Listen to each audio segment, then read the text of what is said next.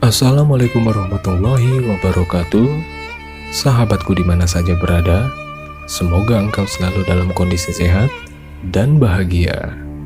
Terima kasih telah mengunjungi channel kami.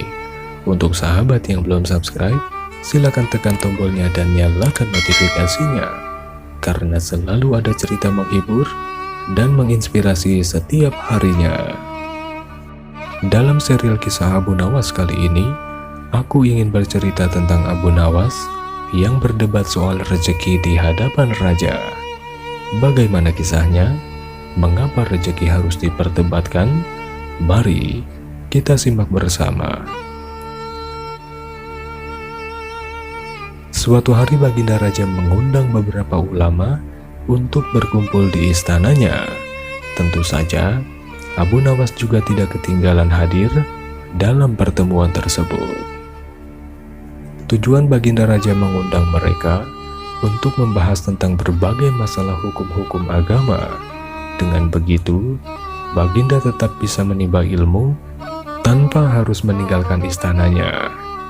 Ulama fikih menyampaikan keilmuannya seputar halal dan haram dalam hukum agama. Ulama tauhid menyampaikan keilmuannya seputar keesaan Allah beserta kekuasaannya yang meliputi alam semesta. Begitu juga dengan ulama selanjutnya.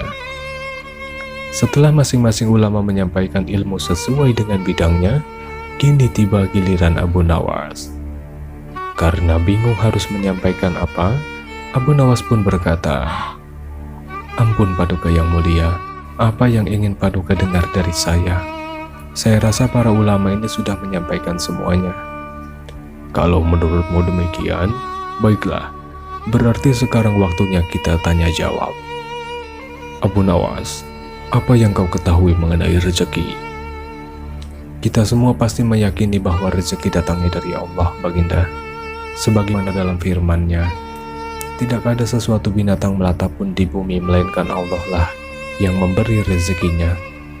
Rezeki itu bisa datang dari mana saja, Paduka. Kita sebagai manusia cukup bertawakal dengan benar. Niscaya rezeki akan datang kepada kita. Lakukan yang menjadi bagianmu, selanjutnya biarkan Allah mengurusnya." Ini berdasarkan hadis Nabi yang berbunyi, "Andai kalian bertawakal kepada Allah, sebenar-benarnya tawakal, niscaya Allah akan berikan rezeki kepada kalian, sebagaimana Dia memberikan rezeki kepada burung yang pergi dalam keadaan lapar, lalu pulang dalam keadaan kenyang." Wahai Abu Nawas, seandainya seekor burung tidak keluar dari sangkarnya, bagaimana mungkin ia akan mendapatkan rezeki? Untuk mendapatkan rezeki dibutuhkan usaha dan kerja keras, Abu Nawas. Rezeki itu tidak datang sendiri, melainkan harus dicari dan didapatkan melalui sebuah usaha.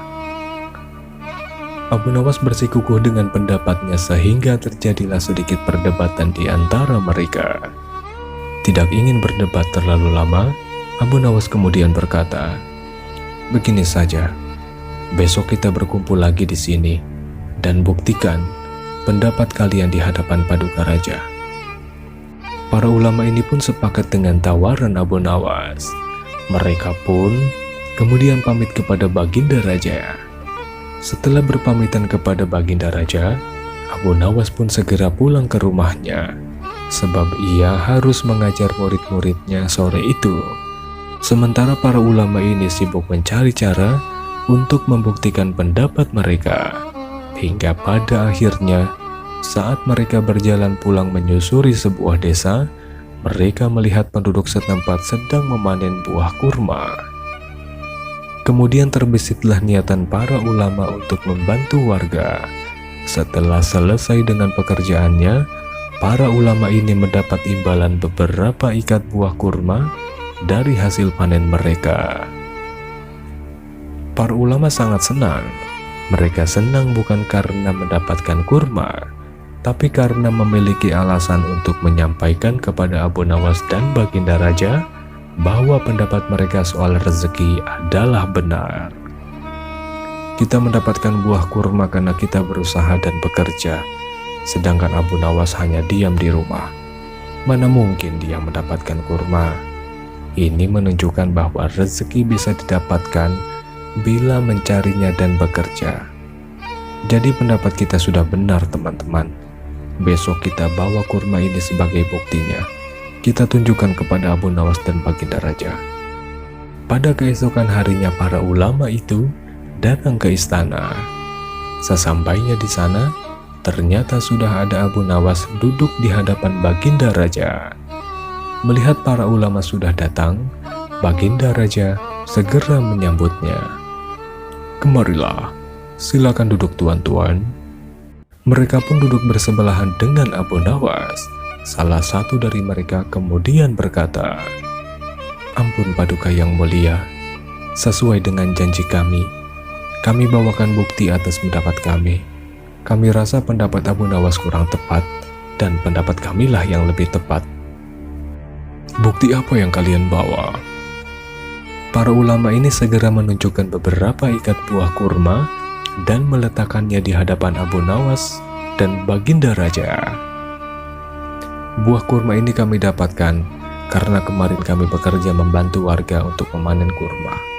Jadi, mengenai pendapat Abu Nawas yang mengatakan seseorang cukup bertawakal dengan benar, niscaya rezeki akan datang sendiri, kami rasa pendapat tersebut kurang tepat Paduka. Pendapat kamilah yang lebih tepat, karena rezeki itu harus dicari. Seandainya kami tidak bekerja membantu warga, tentu kurma ini tidak akan sampai di tangan kami.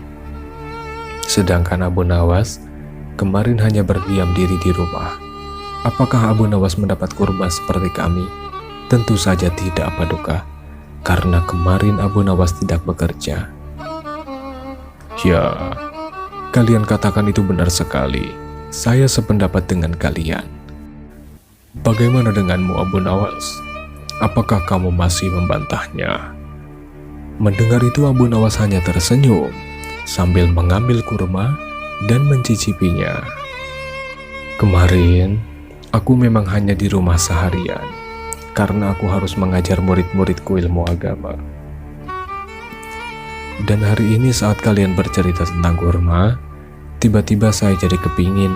Alhamdulillah, kalian datang bukan hanya membawa ceritanya saja, tapi juga membawa serta buah kurma untukku. Bukankah ini bagian dari rezeki yang datang tanpa sebab? Seperti yang saya ucapkan dulu Paduka, cukup dengan tawakal yang benar kepada Allah. Niscaya Allah akan berikan rezeki. Lakukan yang menjadi tugasmu. Selanjutnya biarlah Allah yang mengurus lainnya. Dan saya melakukan tugasku sebagai guru." Lalu Allah mengirim kalian membawakan kurma untukku. Mendengar penjelasan Abu Nawas, mereka pun langsung tertawa bersama-sama. Meskipun berbeda pendapat, mereka tidak saling menyalahkan dan membenarkan pendapatnya sendiri. Begitulah seharusnya orang beragama dan paham akan ilmu agama. Terima kasih untuk kamu yang sudah menonton sampai selesai. Untuk sahabat yang belum subscribe, silakan tekan tombolnya dan nyalakan notifikasinya. Semoga menjadi amal jariah di akhirat kelak. Assalamualaikum warahmatullahi wabarakatuh. Sampai jumpa di video berikutnya.